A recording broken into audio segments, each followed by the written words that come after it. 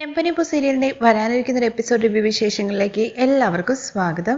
ഒരു ദിവസം പ്രവീണ് ശ്രുതിയെ വിളിക്കാണ്. എല്ലാ തവണയും വിളിക്കുന്ന സമയത്ത് 50,000 രൂപ വേണമെന്നൊക്കെ പറയാണല്ലോ ചെയ്യുന്നത്. പക്ഷേ ഇത്തവണയാണെന്നുണ്ടെങ്കിൽ 10 ലക്ഷം രൂപ തന്നിട്ട് വൺ ടൈം സെറ്റിൽമെന്റ് ആണ് കേട്ടോ പറയുന്നത്. അത് ശ്രുതിക്ക് കൊടുക്കാൻ വേണ്ടി പറ്റില്ല എന്ന് പറയാണ്.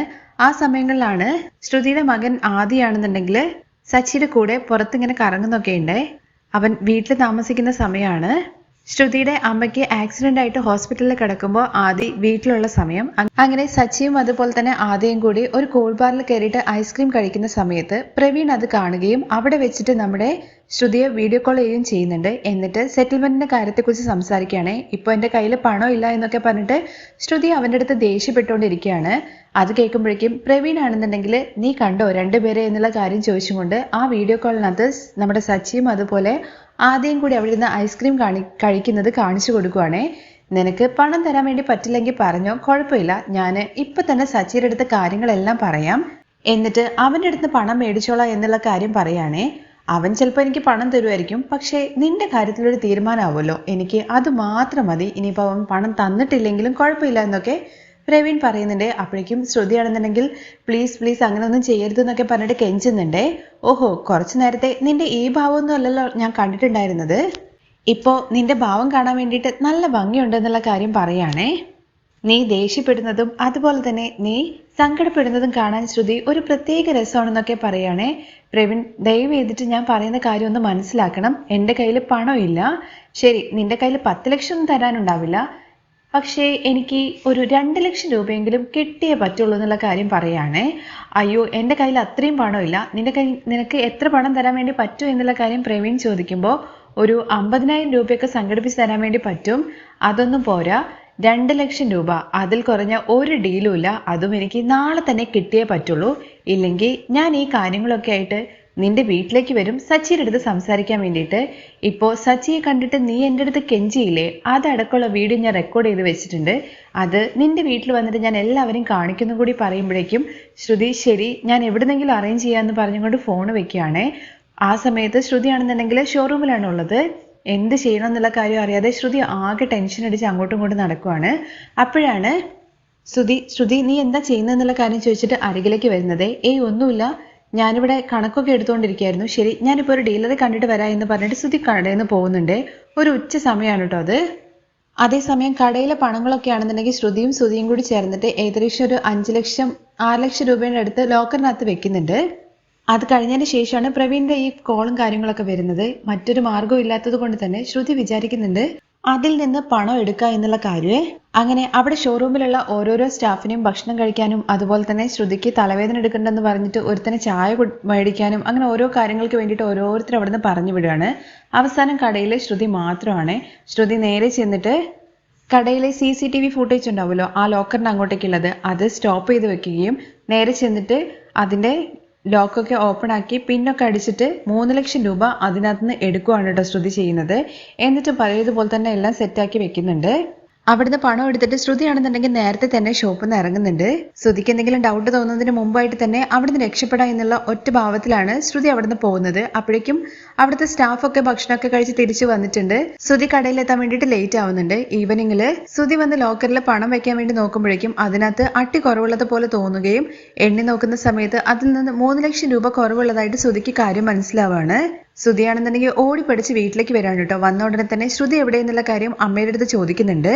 നീ എന്താണ് അവളെ കുറിച്ചിട്ട് എൻ്റെ അടുത്ത് വന്ന് ചോദിക്കുന്നതെന്ന് ചന്ദ്ര ചോദിക്കുമ്പോഴേക്കും അതല്ല അമ്മേ, ഞാൻ ഒരു ക്ലയന്റിനെ കാണാൻ വേണ്ടിയിട്ട് കടയിൽ നിന്ന് പുറത്ത് പോയിട്ടുണ്ടായിരുന്നു, പോയിട്ട് തിരികെ വന്നപ്പോൾ ശ്രുതിയെ കാണുന്നില്ല, അതുമാത്രമല്ല അമ്മേ, കടയിൽ നിന്ന് 3 ലക്ഷം രൂപ മിസ്സായിട്ടുണ്ട് എന്നുള്ള കാര്യം അറിയിക്കുകയാണ്. എന്താടാ 3 ലക്ഷം രൂപ എടുത്തിട്ട് അവൾ മുങ്ങിയോ എന്നുള്ള കാര്യം ചോദിക്കുമ്പോൾ ഇല്ല അമ്മേ, അമ്മ എന്തൊക്കെയായി പറയുന്നത്, നമ്മുടെ കടയിലത്തെ പണം തന്നെ അവൾ എടുക്കുമോ എന്നുള്ള കാര്യം ചോദിക്കുകയാണ് ചന്ദ്രമതിയുടെ അടുത്ത്. ഒരു പക്ഷേ അവൾ വേറെ എന്തെങ്കിലും ആവശ്യത്തിന് വേണ്ടിയിട്ട് എടുത്തോ എന്നുള്ള കാര്യം അറിയാൻ വേണ്ടിയിട്ട് ഞാൻ അവളുടെ അടുത്ത് ചോദിക്കാൻ വേണ്ടിയിട്ടാണ് അമ്മ വന്നത്. അങ്ങനെ ഇവിടെ ഒരു സംസാരം കേൾക്കുമ്പോഴേക്കും ശ്രുതി പുറത്തേക്ക് വരുന്നുണ്ട് കേട്ടോ. ശ്രുതിയെ കണ്ട ഉടനെ തന്നെ ശ്രുതി ചോദിക്കുന്നുണ്ട് 3 ലക്ഷം രൂപ നീ കണ്ടോ എന്നുള്ള കാര്യം. 3 ലക്ഷം രൂപയോ? ഏത് 3 ലക്ഷം? ഞാനൊന്നും കണ്ടില്ലല്ലോ, ഞാൻ പാർലറിന്റെ ചെറിയ ആവശ്യത്തിന് വേണ്ടിയിട്ട് പുറത്തു പോയതായിരുന്നു. ഡ്യൂ കെട്ടാൻ വേണ്ടിയിട്ട് നമ്മൾ എടുത്തു വെച്ച പണമല്ലേ, അതിൽ നിന്ന് 3 ലക്ഷം രൂപ കാണാതെ ആയിട്ടുണ്ട്. ഞാൻ അവിടെ എല്ലാം ചെക്ക് ചെയ്ത് നോക്കി, ലോക്കറിൽ നിന്നാണ് സംഭവം മിസ്സായിട്ടുള്ളത്. ശ്രുതി അവിടെ എല്ലാം ചെക്ക് ചെയ്തിട്ടുണ്ടായിരുന്നു എന്നുള്ള കാര്യം ശ്രുതിയാണെന്നുണ്ടെങ്കിൽ ഒന്നും അറിയാത്ത പോലെ ചോദിക്കുകയാണേ. ഞാൻ അവിടെ എല്ലാം നന്നായിട്ട് നോക്കി, അതിൽ നിന്ന് 3 ലക്ഷം രൂപ മിസ്സിംഗ് ആണ് ശ്രുതി. ഇല്ല ശ്രുതി, ഞാൻ എന്തായാലും കണ്ടിട്ടില്ല. ഞാൻ എന്തിനാ അങ്ങനെ ഒരു പണം എടുക്കേണ്ട ആവശ്യം എന്നുള്ള കാര്യമൊക്കെ ചോദിച്ചിട്ട് ശ്രുതിയെ വിശ്വസിപ്പിക്കുന്ന രീതിയിൽ കാര്യങ്ങൾ സംസാരിക്കുകയാണ് കേട്ടോ. അപ്പോഴേക്കും ചന്ദ്ര വയ്ക്കുന്നുണ്ട്, 3 ലക്ഷം രൂപയാണോ മിസ്സിംഗ് ആയത്? നീ കടയിലൊക്കെ നന്നായിട്ട് നോക്കിയോ മോനെ? നീ വേറെ എന്തെങ്കിലും ആവശ്യത്തിന് വേണ്ടി എടുത്തോടാ എന്നുള്ള കാര്യം ചന്ദ്രമതി ചോദിക്കുമ്പോൾ, ഇല്ല അമ്മേ, ഇൻസ്റ്റാൾമെന്റിൽ സാധനം മേടിക്കുക എന്ന് പറഞ്ഞുകൊണ്ട് ഡൗൺ പേയ്മെന്റ് മേടിച്ച പണമാണ് കേട്ടോ അത്. അതുകൊണ്ട് തന്നെ ആ പണം ഞാൻ വേറെ ഒരു ആവശ്യത്തിന് വേണ്ടിയിട്ട് എടുത്തിട്ടില്ല. അങ്ങനെയാണെന്നുണ്ടെങ്കിൽ കടയിലെ മറ്റേതെങ്കിലും സ്റ്റാഫ് എടുത്തിട്ടുണ്ടാവോ എന്നുള്ള കാര്യം ചന്ദ്രമതി ചോദിക്കുന്നുണ്ട്. ഇല്ല അമ്മേ, അതിനൊരു ചാൻസും ഇല്ല. കാരണം കടയിലെ ലോക്കറിന്റെ പിന്ന് എനിക്കും അതുപോലെ ശ്രുതിക്കും മാത്രമേ അറിയുള്ളൂ. ഓഹോ, അങ്ങനെയാണെങ്കിൽ ശ്രുതി നീ സത്യം പറഞ്ഞോണം, നീയാണോ എടുത്തതെന്നുള്ള കാര്യം ചോദിച്ചിട്ട് ചന്ദ്രമതി ശ്രുതിക്ക് നേരെ തിരിയുവാണ് കേട്ടോ. ഇല്ല ആന്റി, ഞാൻ എന്തിനാണ് നമ്മുടെ കടയിലത്തെ പണം എടുക്കുന്നത്? ശ്രുതി അങ്ങനെ പറയുന്നുണ്ടെങ്കിലും ഈ ലോകത്ത് ആരെ വേണമെങ്കിലും വിശ്വസിക്കാം, പക്ഷെ നിന്നെ വിശ്വസിക്കാൻ വേണ്ടി പറ്റില്ല. കാരണം നീ നാക്കെടുത്ത കള്ളം മാത്രമല്ലേ പറയുള്ളൂ, നിന്നെ പോലെ ഒരുത്തിയെ വിശ്വസിക്കാൻ വേണ്ടി പറ്റില്ല എന്നൊക്കെ പറഞ്ഞിട്ട് ചന്ദ്രമതി ശ്രുതിയുടെ അടുത്ത് ചൂടാകുമ്പോഴും ശ്രുതി പറയുന്നുണ്ട്, ആന്റി ഇനിയും എന്നെ ഇങ്ങനെ സംശയിക്കരുത്. വീണ്ടും വീണ്ടും ആന്റി എന്നെ കുറ്റപ്പെടുത്തി സംസാരിക്കുന്നത് എനിക്ക് വളരെ സങ്കടം ഉണ്ടാക്കുന്നുണ്ടെന്നൊക്കെ പറയുകയാണേ. ഞാൻ ഒരിക്കലും ആ പണം എടുക്കില്ല ആന്റി എന്നൊക്കെ പറഞ്ഞിട്ട് ശ്രുതി ഇങ്ങനെ ഓരോന്ന് പറഞ്ഞുകൊണ്ടിരിക്കുമ്പോഴാണ് സച്ചി അങ്ങോട്ടേക്ക് കയറി വരുന്നത്.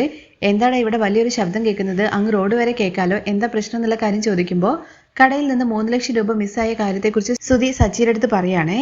എന്താണ് നീ പറയുന്നത്? 3 ലക്ഷം രൂപയാണെന്നോ? എന്നിട്ട് പോലീസിൽ നീ കംപ്ലൈന്റ് കൊടുത്തോ എന്നുള്ള കാര്യം ചോദിക്കുമ്പോൾ, ഇല്ലടാ, അതിന്റെ കാര്യത്തെക്കുറിച്ച് ശ്രുതിയുടെ അടുത്ത് ഡീറ്റെയിൽ ആയിട്ട് ചോദിച്ചിട്ട് ബാക്കി കാര്യങ്ങൾ ചെയ്യാന്ന് വിചാരിച്ചിട്ട് ഞാൻ വന്നതാണ്. അവളുടെ അടുത്ത് ചോദിച്ചപ്പോൾ അവളും എടുത്തില്ല എന്നുള്ള കാര്യമാണ് പറയുന്നത്. ലോക്കറിന്റെ പിന്നാണെന്നുണ്ടെങ്കിൽ എനിക്കും ശ്രുതിക്കും അല്ലാതെ മറ്റാർക്കും അറിയില്ല എന്നുള്ള കാര്യം പറയണേ. ശ്രുതി പറയുന്നത് കേൾക്കുമ്പോഴേക്കും സച്ചിയാണെന്നുണ്ടെങ്കിൽ നിന്റെ കടയിലെ CCTV ഫുട്ടേജ് ഒക്കെ നീ ചെക്ക് ചെയ്തായിരുന്നോ എന്നുള്ള കാര്യത്തെക്കുറിച്ച് ചോദിക്കാണ് കേട്ടോ. ഇല്ല, ശ്രുതി എന്തെങ്കിലും ആവശ്യത്തിന് വേണ്ടി എടുത്തതാവും എന്ന് വിചാരിച്ചിട്ട് ഞാൻ ഇങ്ങോട്ട് ഓടിപ്പിടച്ച് പോരുക ചെയ്തെന്നുള്ള കാര്യം പറയണേ. അങ്ങനെയാണെങ്കിൽ നമുക്ക് പോയിട്ട് CCTV ഫുട്ടേജ് ഒക്കെ നോക്കാം എന്ന് പറഞ്ഞിട്ട് സച്ചി ശ്രുതിയും കൂട്ടിയിട്ട് അങ്ങോട്ടേക്ക് പോവാണേ. അങ്ങനെ അവർ ചെന്നിട്ട് കടയിൽ ഫുട്ടേജ് ഒക്കെ നോക്കുന്നുണ്ട് കേട്ടോ. ആ സമയത്ത് കടയിൽ നിന്ന് സ്റ്റാഫുകളൊക്കെ പുറത്തേക്ക് പോകുന്നതായിട്ടുള്ള രംഗം അവർ കാണുന്നുണ്ട്. അത് കഴിഞ്ഞിട്ട് കുറച്ച് സമയത്തുള്ള ഫുട്ടേജ് അവിടെ സ്റ്റോപ്പ് ചെയ്ത് വെച്ചിരിക്കുകയാണ്. അപ്പോൾ ശ്രുതി പോയിട്ടില്ല, അവിടെ ഉണ്ടെന്നുള്ള കാര്യം അവർക്ക് കൺഫേം ആയിട്ട് മനസ്സിലായേ. അപ്പോൾ ആരോ പണം എടുക്കാൻ വേണ്ടിയിട്ട് മനഃപൂർവ്വം ഫുട്ടേജ് സ്റ്റോപ്പ് ചെയ്ത് വെച്ചതാണെന്നുള്ള കാര്യം സച്ചി അവരുടെ അടുത്ത് പറയുകയാണേ. അങ്ങനെ ശ്രുതിക്കും കാര്യം മനസ്സിലാവാണ്. കാരണം സ്റ്റാഫുകളൊക്കെ പുറത്തേക്ക് പറഞ്ഞു വിട്ടിട്ടുണ്ട്, ശ്രുതി മാത്രമേ കടയിലുള്ളൂ. ആ സമയത്താണല്ലോ ഈ ഫുട്ടേജ് ഓഫ് ആയിരിക്കുന്നത്. അതിനെക്കുറിച്ചുള്ള സംശയം ശ്രുതിക്കും തോന്നുന്നുണ്ട്. അപ്പോഴേക്കും സച്ചിയും പറയുന്നുണ്ട്, നീ തെറ്റായിട്ടൊന്നും വിചാരിക്കേണ്ട, എനിക്കെന്തോ ഒരു സംശയം തോന്നുന്നുണ്ട്. എന്തായാലും ശ്രുതി തന്നെയായിരിക്കും ആ പണം എടുത്തത് എന്നുള്ള കാര്യം. കാരണം ലോക്കറിന്റെ നമ്പർ നിനക്കും അതുപോലെ അവൾക്ക് മാത്രമേ അറിയുള്ളൂ എന്നുള്ള കാര്യമാണ് പറഞ്ഞത്. പിന്നെ പുറത്തുനിന്ന് ഒരാൾ വന്നിട്ട് ലോക്കറിന്റെ പിന്നടിച്ചിട്ട് എന്തായാലും തുറക്കില്ല, അല്ലെങ്കിൽ കുത്തി തുറക്കണമായിരുന്നു. അങ്ങനെയാണെങ്കിൽ 3 ലക്ഷം രൂപ മാത്രമായിട്ട് അവർ എടുത്തിട്ട് പോവില്ലല്ലോ, മൊത്തം പണം എടുത്തോണ്ട് പോവില്ലേ? അതുകൊണ്ട് ഉറപ്പായിട്ടും ഇത് പൗഡർ എടുത്ത് തന്നെ ഒപ്പിച്ച പണിയായിരിക്കും എന്നുള്ള കാര്യം സച്ചി മുഖത്തടിച്ചതുപോലെ തന്നെ ശ്രുതിയുടെ അടുത്ത് പറയുന്നുണ്ടേ. അത് മാത്രമല്ല, ശ്രുതിയാണെന്നുണ്ടെങ്കിൽ ഒരു മണ്ടത്തരം ചെയ്തിട്ടുണ്ടായിരുന്നു. അവിടേക്ക് പോകുമ്പോഴുള്ള ഫുട്ടേജ് കറക്റ്റായിട്ട് കാണുന്നുണ്ട്. ആ ലോക്കറിന്റെ അവിടെയുള്ള ഫുട്ടേജ് മാത്രമാണ് അവൾ ഓഫാക്കി വെച്ചിരിക്കുന്നത്. അതുകൊണ്ട് ലോക്കറിന്റെ അടുത്തേക്ക് പോയത് ശ്രുതിയാണ് എന്നുള്ള കാര്യം കൂടി വ്യക്തമായിട്ട് അതിൽ കാണാൻ വേണ്ടി സാധിക്കുന്നുണ്ടേ. ലോക്കറിൽ നിന്ന് പണം എടുത്തിട്ട് കുറച്ച് ഇങ്ങോട്ട് വന്നിട്ടുള്ള വീഡിയോയിനകത്ത് അത് കറക്റ്റ് പറഞ്ഞിട്ടുണ്ട് കയ്യിൽ പണം ഉള്ളത്. അത് ശ്രുതിക്ക് പറ്റി ശരിക്കൊരു മിസ്റ്റേക്ക് ആണ് കേട്ടോ. ഇനി ബാക്കി കാര്യങ്ങൾ നമുക്ക് വീട്ടിൽ പോയിട്ട് സംസാരിക്കാം എന്ന് പറഞ്ഞിട്ട് സച്ചിയും ശ്രുതിയും കൂടി ദേഷ്യം പിടിച്ചിട്ട് അവിടെ നിന്ന് നേരെ വീട്ടിലേക്ക് ചെല്ലുവാണേ. ചെന്ന ഉടനെ തന്നെ സച്ചിയാണെന്നുണ്ടെങ്കിൽ പൗഡർ എടുത്ത് പുറത്തോട്ട് വാ എന്ന് പറഞ്ഞിട്ട് ദേഷ്യത്തിൽ വിളിക്കുകയാണേ. അപ്പോഴും ശ്രുതിയുടെ മനസ്സിൽ ഇനി എന്തെങ്കിലും കണ്ടുപിടിച്ചിട്ടുണ്ടാകോ? ഇല്ല, ഞാൻ ആ ഫുട്ടേജ് ഓഫ് ആക്കിയത് കൊണ്ട് തന്നെ അവർക്കൊരു സംശയം തോന്നാനുള്ള സാധ്യതയില്ല എന്നൊക്കെ മനസ്സിൽ ഇങ്ങനെ വിചാരിക്കുന്നുണ്ട് കേട്ടോ. അങ്ങനെ ശ്രുതി വന്നിട്ടാണ് ചോദിക്കുന്നുണ്ട്, എന്താ ശ്രുതി പണം കിട്ടിയോ എന്നുള്ള കാര്യത്തെക്കുറിച്ച്. പണമൊക്കെ കിട്ടി, പക്ഷെ അത് തരേണ്ട ആൾക്കാർ തരിക തന്നെ വേണ്ടേ? അതെന്താ സച്ചി നീ അങ്ങനെ പറയുന്നുള്ള കാര്യം ശ്രുതി ചോദിക്കുമ്പോൾ സച്ചി പറയുന്നുണ്ട്, ശ്രുതി ചെന്നിട്ട് അവളുടെ ബാഗ് എടുത്തിട്ട് വരാൻ വേണ്ടിയിട്ട്. അങ്ങനെ പോയിട്ട് ബാഗ് എടുത്തോണ്ട് വരുമ്പോൾ ആ പണം ശ്രുതിയുടെ ബാഗിനകത്ത് നിന്ന് കിട്ടുവാണേ. കാരണം പിറ്റേ ദിവസമാണ് പ്രവീണിന് പണം കൊടുക്കുക എന്നുള്ള കാര്യത്തെക്കുറിച്ച് ശ്രുതി പറഞ്ഞത്. അതുകൊണ്ട് പണം ബാഗിൽ തന്നെ ഉണ്ടായിരുന്നു. ഇതെന്താ ശ്രുതി എന്നുള്ള കാര്യം ശ്രുതി ചോദിക്കുമ്പോഴേക്കും ഇത് ക്ലയന്റിന്റെ അടുത്ത് ഞാൻ മേടിച്ചതാണെന്നൊക്കെ പറഞ്ഞിട്ട് ഉരുണ്ട് കളിക്കുന്നുണ്ട് കേട്ടോ. ശ്രുതി നീ ചുമ്മാ കള്ളം പറയൊന്നും വേണ്ട, കണ്ടില്ലേ ഇതിനകത്ത് കറക്റ്റ് 3 ലക്ഷം രൂപയാണുള്ളത്. അപ്പോഴേക്കും ചന്ദ്രയ്ക്കും ആകെ ടെൻഷൻ ആവുന്നുണ്ട്. എന്നിട്ട് ദേഷ്യത്തോടു കൂടി പറയുന്നുണ്ട്, നീ എന്ത് പണിയാണ് ഇടി ഒപ്പിച്ചു വെച്ചിരിക്കുന്നത്? ഇല്ല ആന്റി, അത് എന്നൊക്കെ പറഞ്ഞിട്ട് ഉരുണ്ട് കളിക്കാണ് ശ്രുതി. അപ്പോ നീയാണല്ലേ പണം എടുത്തത്? നമ്മുടെ കടയിൽ നിന്ന് നീ തന്നെ പണം എടുക്കാൻ തുടങ്ങിയല്ലേ? നിന്റെ ഈ കള്ളത്തരും അതുപോലെ തന്നെ മോഷണമൊന്നും ഇനിയും നിനക്ക് നിർത്താനായിട്ടില്ല അല്ലേ? അത് കഴിഞ്ഞിട്ടാണ് കേട്ടോ അങ്ങോട്ടേക്ക് രവി വരുന്നത്. രവി വന്ന ഉടനെ തന്നെ അവിടെ ഉണ്ടായ സംഭവങ്ങളെ കുറിച്ചിട്ടൊക്കെ സച്ചി രവിയുടെ അടുത്ത് പറയുന്നുണ്ട്. രവിയുടെ അടുത്ത് കാര്യങ്ങളൊക്കെ പറയുമ്പോഴേക്കും ശ്രുതിയാണെന്നുണ്ടെങ്കിൽ സച്ചിയുടെ അടുത്ത് ചോദിക്കുന്നുണ്ട്, ഇത് ഞങ്ങളുടെ കാര്യമല്ലേ, ഇതിൽ നീ എന്തിനാ വെറുതെ ഇടപെടാൻ വേണ്ടി നിൽക്കുന്നത് എന്നുള്ള കാര്യത്തെക്കുറിച്ച്. ഇതെങ്ങനെ നിങ്ങളുടെ കാര്യവും, എൻ്റെ അച്ഛൻ്റെ പേരിലുള്ള കടയാണ്, അവിടെ സംഭവങ്ങൾ നടന്നു കഴിഞ്ഞാൽ എൻ്റെ അച്ഛനെ അറിയിക്കണോ എന്നുള്ളത് എൻ്റെ ഉത്തരവാദിത്വമാണ്. അപ്പോഴേക്ക് രവിയും ചോദിക്കുന്നുണ്ട് കേട്ടോ, എന്താ ശ്രുതി ഇതൊക്കെ, ഇനിയും നീ കള്ളം പറയുന്നത് നിർത്താനായിട്ടില്ലേ ശ്രുതി? ഒരു തവണ ഞാനെന്തോ നിന്നെ ക്ഷമിച്ച് അങ്ങനെ പോയാൽ പോട്ടെ എന്നുള്ള കാര്യം വിചാരിച്ചു, പക്ഷേ നീ ആണെന്നുണ്ടെങ്കിൽ ഇനിയും ഈ പരിപാടി ഒന്ന് നിർത്താൻ വേണ്ടിയിട്ട് ശ്രമിക്കുന്നില്ല അല്ലേ? വീണ്ടും വീണ്ടും നീ ഇതേ കാര്യങ്ങൾ തന്നെ ആവർത്തിച്ചുകൊണ്ടിരിക്കുവാണല്ലോ. ആദ്യം നീ പറ, എന്തിനാണ് ഈ പണം എടുത്തതെന്നുള്ള കാര്യം ചോദിക്കുമ്പോൾ അതെ പൗഡർ എടുത്തി പറ, എന്തിനാണ് ഈ പണം എടുത്തത്, അതിന് മാത്രം നിനക്ക് എന്താ ഇത്ര ചെലവ്? സച്ചിയുടെ ചോദ്യം കേൾക്കുമ്പോഴേക്കും അത് ഇതെന്നൊക്കെ പറഞ്ഞിട്ട് ശ്രുതി ഇങ്ങനെ ഓരോന്ന് ബബ്ബ അടിക്കാണ് കേട്ടോ. അപ്പോഴേക്കും ശ്രുതിയും ചോദിക്കുന്നുണ്ട്, അതെ ഞാൻ അറിയാത്ത നിനക്ക് എന്ത് ചെലവാണുള്ളത്? 3 ലക്ഷം രൂപ നിനക്ക് എന്തിനാണ് ആവശ്യമായിട്ട് വന്നത്? വീട്ടിൽ എന്തായാലും ഇത്രയും പണം കൊടുക്കേണ്ട ഒരാവശ്യമില്ല, പിന്നെ നിനക്ക് സ്വന്തമായിട്ട് എന്ത് ചെലവാണുള്ളതെന്നൊക്കെ ചോദിച്ചിട്ട് ശ്രുതിയും നന്നായിട്ട് ചൂടാവുന്നുണ്ട് കേട്ടോ ശ്രുതിയുടെ അടുത്ത്. ഇല്ല ശ്രുതി, എനിക്ക് അങ്ങനത്തെ ആവശ്യങ്ങളൊന്നും ഇല്ല എന്നൊക്കെ പറഞ്ഞിട്ട് ശ്രുതിക്ക് അറിയാൻ വേണ്ടി തുടങ്ങുകയാണ് കേട്ടോ. അപ്പോഴേക്കും ശ്രുതിയുടെ ഫോണിലേക്കാണെന്നുണ്ടെങ്കിൽ പ്രവീൺ വിളിക്കുന്നുണ്ട്. പ്രവീൺ ആണ് വിളിക്കുന്നതെന്നുള്ള കാര്യമൊന്നും ശ്രുതിക്ക് അറിയില്ലല്ലോ. ഈ പ്രശ്നങ്ങൾക്ക് നടുവിലായതുകൊണ്ട് തന്നെ ആ ഫോണിന്റെ കാര്യം ശ്രുതി അങ്ങ് ശ്രദ്ധിക്കുന്നില്ല കേട്ടോ. അതങ്ങ് വിട്ടുകളയാണ്. ഫോൺ അവിടെ കിടന്ന് അടിച്ചോട്ടെ എന്നുള്ള മട്ടില്. എന്നാൽ ശ്രുതിയുടെ ഫോൺ ബെല്ലടിക്കുന്നത് കേൾക്കുമ്പോഴേക്കും നമ്മുടെ ചന്ദ്രമതി ആണെന്നുണ്ടെങ്കിൽ ആ ഫോൺ എടുത്തിട്ട് വാടാ എന്നുള്ള കാര്യം ശ്രുതിയുടെ അടുത്ത് പറയുന്നുണ്ട്. ശ്രുതിയാണെങ്കിൽ ആ ഫോൺ എടുത്ത് ചന്ദ്രമതിയിൽ കയ്യിൽ കൊണ്ടു കൊടുക്കുകയും ചന്ദ്രമതി കോൾ അറ്റൻഡ് ചെയ്തിട്ട് ലൗഡ് സ്പീക്കറിൽ ഇടാണ് ഇവിടെ ചെയ്യുന്നത്. ഫോണ് ഓൺ ആയ ഉടനെ തന്നെ പ്രവീൺ ചോദിക്കുന്നുണ്ട്, എന്താ കല്യാണി, പണം റെഡി ആയോ എന്നുള്ള കാര്യത്തെക്കുറിച്ച്. അപ്പോഴേക്കും കല്യാണിയോ, അതാരാ എന്നുള്ള കാര്യം ചോദിക്കുകയാണ് എല്ലാവരും പരസ്പരം അങ്ങോട്ടും ഇങ്ങോട്ടും നോക്കിയിട്ട്. അപ്പോഴേക്ക് രേവതി പറയുന്നുണ്ട്, കല്യാണി, ആ പേര് ഞാൻ എവിടെയോ കേട്ടിട്ടുണ്ടല്ലോ. ആ നമ്മുടെ ആദിയുടെ അമ്മയുടെ പേരല്ലേ കല്യാണി? ആ അത് ശരി തന്നെയാണല്ലോ രേവതി. എന്തായാലും ഇതിൽ സ്ഥിരമായിട്ട് വരുന്ന കോളാണ്. ഇതിനകത്ത് അവള് പി എന്ന് പറഞ്ഞിട്ടാണ് കേട്ടോ നമ്പർ സേവ് ചെയ്ത് വെച്ചിരിക്കുന്നത്. ഹലോ, നിങ്ങൾ ആരാണ്, നിങ്ങൾക്ക് എന്താ വേണ്ടെന്നുള്ള കാര്യം സച്ചി ചോദിക്കുമ്പോഴേക്കും ആളുടെ ശബ്ദം മാറിയതുകൊണ്ട് പ്രവീൺ ആണെങ്കിൽ ഫോൺ കട്ട് ചെയ്ത് കളയുവാണ്. എന്തായാലും ഇതിന്റെ പിന്നിൽ എന്തൊക്കെയോ കാര്യങ്ങളുണ്ട്. ഫോൺ കട്ട് ചെയ്ത് പോകുമ്പോൾ കാണുമ്പോഴേക്കും സച്ചി പറയുന്നുണ്ട്, ഇതിൽ എന്തൊക്കെയോ കള്ളത്തരങ്ങളുണ്ട്. എന്തായാലും പൗഡർ എടുത്ത് കാര്യങ്ങളൊന്നും പറയാൻ വേണ്ടി പോകുന്നില്ല, നമുക്ക് ഉടനെ തന്നെ പോലീസ് സ്റ്റേഷനിൽ കംപ്ലൈന്റ് കൊടുക്കുക എന്നുള്ള കാര്യമാണ് സച്ചി പറയുന്നത്. സച്ചി പറയുന്നത് കേൾക്കുമ്പോഴേക്കും രവി ചോദിക്കുന്നുണ്ട്, എന്തിനാണ് ഈ പോലീസിന്റെ പുറകെയൊക്കെ പോകുന്നത്? അങ്ങനെ പോയി കഴിഞ്ഞാൽ നമ്മുടെ കുടുംബത്തിന്റെ മാനമല്ലേ പോകുന്നത്? എന്നാ പിന്നെ നിങ്ങൾ തന്നെ നിങ്ങളുടെ മരുമകളെടുത്ത് ചോദിച്ചോളാൻ വേണ്ടിയിട്ട് പറയാണ് ചന്ദ്ര. ശ്രുതി, സത്യം പറ, എന്തിനാണ് നീ ഈ പണം എടുത്തെന്നുള്ള കാര്യം രവി വീണ്ടും ചോദിക്കുമ്പോൾ ശ്രുതി പറയുന്നുണ്ട്, എനിക്ക് അറിയുന്ന ഒരാൾ എൻ്റെ അടുത്ത് അർജന്റായിട്ട് ഒരു 3 ലക്ഷം രൂപ ചോദിച്ചിട്ടുണ്ടായിരുന്നു, അതുകൊണ്ടാണ് ഞാനെന്നൊക്കെ പറയുമ്പോഴേക്കും, എന്താ ശ്രുതി നീ പറയുന്നത്? നമ്മുടെ കടയിൽ വന്ന പണം എടുത്തിട്ടാണോ വല്ലവർക്കും കൊടുക്കുന്നത്? അതും നീ ആരും അറിയാതെയല്ലേ പണം എടുത്ത് കൊടുക്കാൻ വേണ്ടി പോയത്? അതിന് മാത്രം നിനക്കറിയുന്ന ആരാണുള്ളത്? എന്റെ അടുത്ത് പോലും ഒരു വാക്ക് പറയാതെ നീ ആർക്കാണ് പണം കൊടുക്കാൻ വേണ്ടി പോകുന്നത്? ഇതിന് മാത്രം നിനക്ക് ക്ലോസ് ആയിട്ടുള്ള ആരാണുള്ളത്? ആകെ മീര മാത്രമല്ലേ നിനക്ക് ക്ലോസ് ഫ്രണ്ട് ആയിട്ടുള്ളൂ, വേറെ ആരും നിനക്ക് ഫ്രണ്ട് ആയിട്ടില്ല എന്നുള്ള കാര്യമാണല്ലോ നീ ഇതുവരെ പറഞ്ഞിട്ടുണ്ടായിരുന്നത്. ഇപ്പൊ പുതിയതായിട്ട് ഒരു ഫ്രണ്ട് എന്നുള്ള കാര്യത്തെക്കുറിച്ച് പറയുന്നു, അതും ഒരു ആണുങ്ങള്. അത് ആരാണ് ശ്രുതി എന്നൊക്കെ ചോദിച്ചുകൊണ്ട് ഭയങ്കരമായിട്ട് ചോദ്യം ചെയ്തുകൊണ്ടിരിക്കുകയാണ് കേട്ടോ ശ്രുതി. ശ്രുതിയുടെ ചോദ്യം കേൾക്കുമ്പോഴേക്കും ശ്രുതിക്ക് എന്നെ സംശയമാണോ എന്നുള്ള കാര്യം ചോദിക്കുന്നുണ്ട് ശ്രുതി. നിന്നെ ഞാൻ സംശയിക്കുകയല്ല, പക്ഷേ നീ കടയിലെ പണം തന്നെ മോഷ്ടിച്ചിട്ട് മറ്റൊരാൾക്ക് പണം കൊടുക്കാൻ വേണ്ടി പോയി. അങ്ങനെ നീ പണം കൊടുക്കണമെന്നുണ്ടെങ്കിൽ അത് നിനക്ക് അത്രയും പ്രിയപ്പെട്ട ഒരാളായിരിക്കണ്ടേ?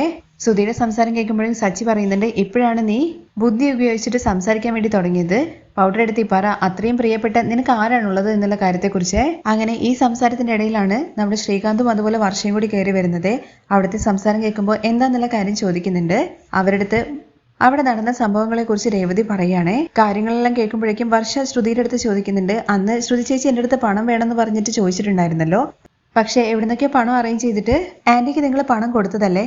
വീണ്ടും നിങ്ങൾക്ക് എന്താ ഇതിന് മാത്രം പണത്തിന്റെ ആവശ്യം? ഇപ്പൊ നിങ്ങൾ എന്തിനാ സ്വന്തം കടയിൽ നിന്ന് തന്നെ 3 ലക്ഷം രൂപ എടുത്തത്? ചേച്ചി എങ്ങനെ പോയി കഴിഞ്ഞാലും എന്ത് ചെയ്തു കഴിഞ്ഞാലും അവസാനം വലിയ കുരുക്കിലാണല്ലോ ചെന്ന് ചാടുന്നത്.